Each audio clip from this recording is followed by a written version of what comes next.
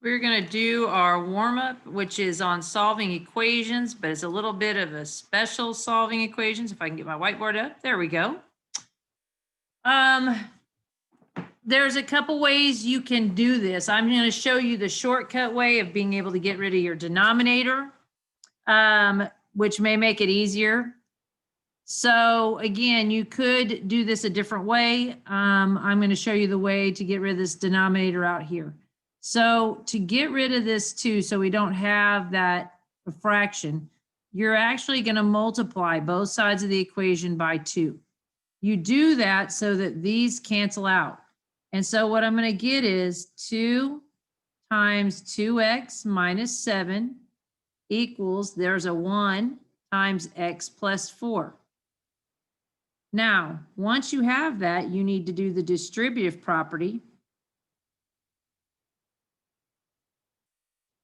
And I get 2 times 2x is 4x. 2 times negative 7 is negative 14. 1 times x is x. 1 times 4 is 4. Now, we've got variables on both sides of the equation. I need to get my x's to the left.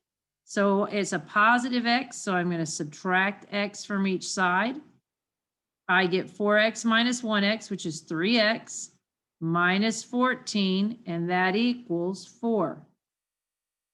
From here, you're going to, I've got to get my numbers over here to the right. So it's minus 14, so the opposite is positive. I'm going to add 14 to both sides of the equal sign. I get 3x equals 18. From here, it says 3 times x, so I'm going to divide each side by 3. And my answer, 3's cancel out and make 1. It gets x equals 6. This is what you should have gotten for the answer. Try and do these same steps and try and do number 2. Try and get rid of the denominator the way I did it and then simplify.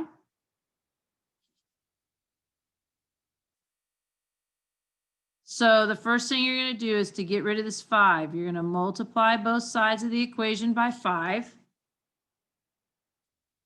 And that means I'm going to have 5 times x plus 8 equals, these cancel. I get 4 times x minus 5. So now from here, I'm going to multiply by doing the distributive property. So I have 5x, 5 times 8 is 40, equals 4 times x is 4x.